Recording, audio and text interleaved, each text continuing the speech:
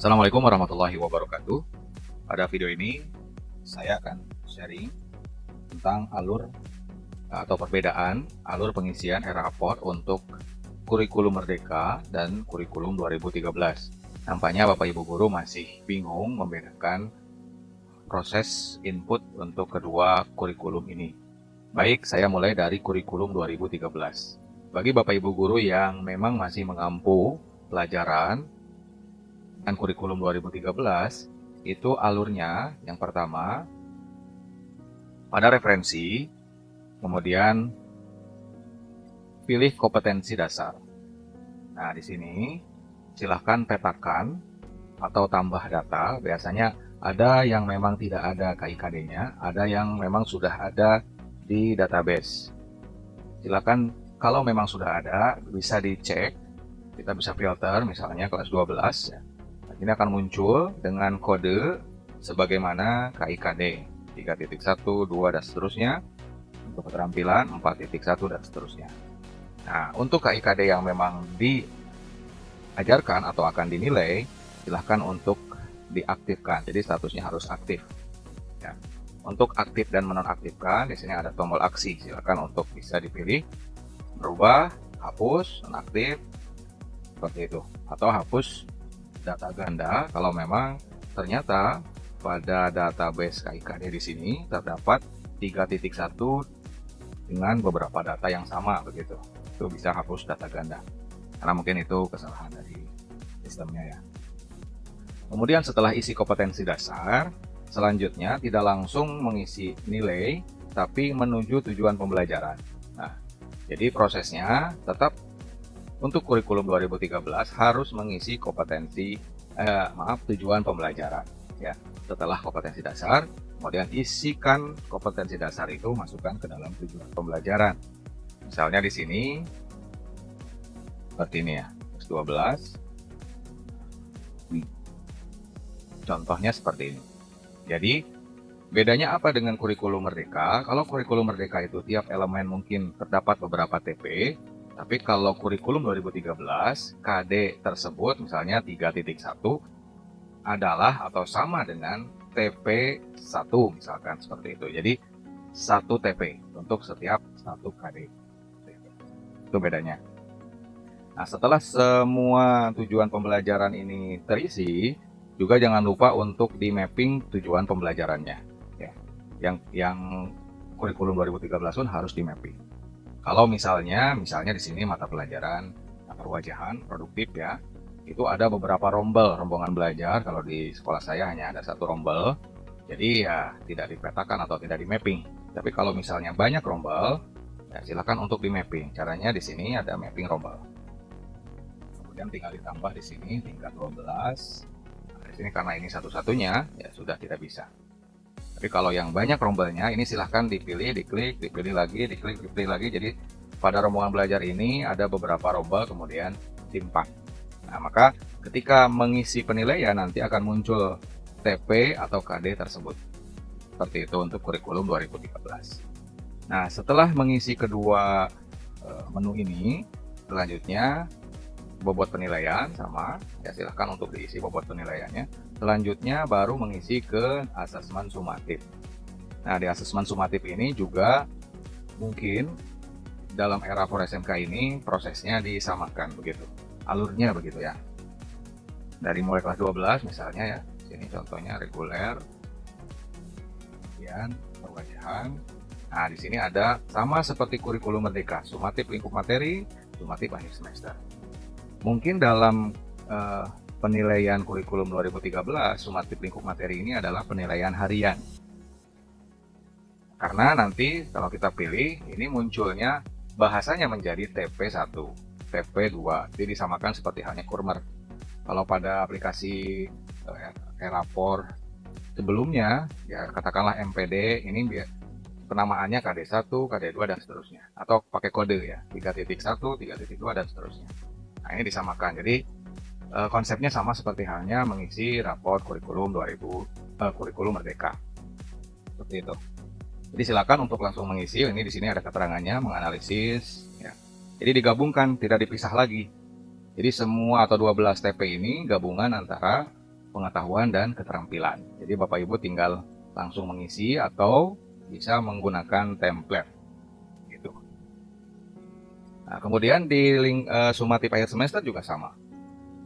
Di sini ada non-tes dan tes. Jadi nilai SAS-nya silahkan misalkan diisi di sini. Oke. Kemudian selanjutnya setelah semua atau kedua penilaian sumatif ini terisi, baru kita ke nilai akhir. Nah, ke nilai akhir sama silahkan pilih kelas 12, kemudian pilih rombelnya, kemudian bentuknya nilai asesmen atau nilai akhir. Nah, kita lihat nilai asesmen. Ya, kalau Bapak Ibu sudah mengisi kedua asesmen tadi, yang lingkup materi dan akhir semester, ini secara otomatis akan muncul nilai akhir. Ya, secara otomatis akan muncul nilai akhir. Selanjutnya tinggal ketercapaian kompetensinya, tinggal pilih sesuai dengan KIKD yang memang sudah diajarkan. Nah, jadi ada 12 di sini, pengetahuan dan keterampilan langsung munculnya di sini. Silakan saja dipilih tercapai atau tidak tercapai begitu. Ya. Kemudian ini prosesnya setelah melalui proses-proses sebelumnya ya Bapak Ibu. Di sini harusnya sudah ada muncul nilai akhirnya. Ini sebagai demo saja begitu. Kemudian setelah itu, setelah ini dipilih tercapai dan tidak tercapai, jangan lupa di paling bawah ada tombol simpan. Karena ini banyak dan ini membutuhkan waktu, Bapak Ibu guru jangan khawatir. Misalnya saya baru menyelesaikan 2 siswa, 2 peserta didik. Langsung saja simpan terlebih dahulu di bawah. Klik simpan, maka akan tersimpan. Nah, baru nanti kita lanjutkan untuk peserta didik berikutnya. Nah, setelah ini semua selesai, baru kita ke capaian kompetensi. Nah, di capaian kompetensi ini juga sama, otomatis akan muncul deskripsinya apabila semua data sebelumnya, semua data entry nilai sudah dimasukkan dengan lengkap begitu, maka di sini ya kompetensi yang sudah dicapai dan kompetensi yang perlu ditingkatkan beserta nilai akhir sudah di-generate, sudah muncul begitu. Ya. Nah, ini kosong kenapa? Karena belum melalui tahapan asesmen sumatif, nilai akhir, kemudian ke capaian kompetensi. Bisa jadi seperti itu. Kemudian kalau sudah muncul di sini redaksi, silahkan kalau memang terlalu panjang bisa disederhanakan bahasanya atau ya seperti yang sudah di-generate oleh sistem saja nggak apa-apa. Nanti di sini ada muncul tombol merah reset. Nah, kalau di reset jangan karena nanti akan menghapus semua kompetensi. Kecuali memang Bapak Ibu guru berniat begitu, tidak menggunakan redaksi yang ada di yang sudah di-generate oleh sistem, misalnya mau menggunakan redaksi sendiri, ya silahkan saja begitu untuk dikosongkan, untuk di reset. Kemudian jangan lupa nanti setelah semuanya terisi, simpan. Nah, sini di tombol paling bawah ya. Karena kalau tidak disimpan, nanti deskripsi ketercapaian pembelajarannya tidak akan muncul. Yang muncul hanya nilainya saja, nilai akhir. Ya, ketika mau print rapotnya. Oke. Kemudian penilaian sikap ini opsional. Silahkan apabila memang mau ditambahkan dengan penilaian sikap oleh Bapak Ibu guru, silahkan untuk ditambahkan. Ini. Atau misalnya beberapa elemen ya. Nah, ada 3 misalkan. Tolong dikoreksi kalau memang ini harus diisi untuk setiap peserta didik. Biasanya ini wali kelas ya. Tapi ya tidak menutup kemungkinan Bapak Ibu guru juga harus mengisi penilaian sikap, karena di kurikulum 2013 juga ada kan ya penilaian sikap. Kalau kurikulum Merdeka itu sudah ada rapot P5-nya, jadi terpisah. Oke. Nah, sudah alurnya seperti ini. Jadi kalau sudah sampai ke capaian kompetensi, penilaian sikap, berarti sudah finish ya capaian kompetensi ini. Untuk Bapak Ibu guru mapel. Nah, untuk wali kelas tentunya ada tambahannya ya. Nah, untuk kurikulum Merdeka ya hampir ya sama, cuman bedanya di referensi ya. Kalau tadi kurikulum 2013 mulainya dari kompetensi dasar, nah kalau kurikulum Merdeka mulainya dari capaian pembelajaran. Nah ini, kalau tadi di mapping atau dipetakan itu adalah KIKD yang memang diberikan, yang diajarkan. Nah kalau di kurikulum Merdeka itu yang di mapping pertama kali adalah capaian pembelajarannya. Ini beragam Bapak Ibu ya, ada yang memang mata pelajarannya CP-nya cuma 2, berarti dan keduanya aktif. Ada yang CP-nya itu 10 ya. Kemudian yang baru diberikan 5 CP saja. Nah, itu berarti yang 5-nya lagi harus dinonaktifkan. Begitu. Yaitu disesuaikan dengan pelajaran yang Bapak Ibu guru ampuh seperti apa. Nah, setelah CP, kemudian baru tujuan pembelajaran. Yang bedanya tadi sudah disebutkan di awal, kalau di kurikulum Merdeka, itu setiap elemen mungkin ada beberapa TP, setiap CP ya.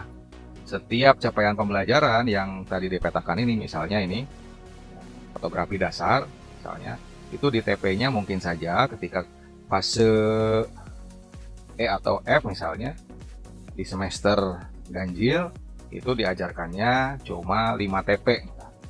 Ya, berarti ya 5 yang harus di-upload. Gitu. Mengenai cara upload dan lain sebagainya sudah dibahas di video sebelumnya. Silahkan dicari di playlist tutorial E-Rapor SMK untuk guru.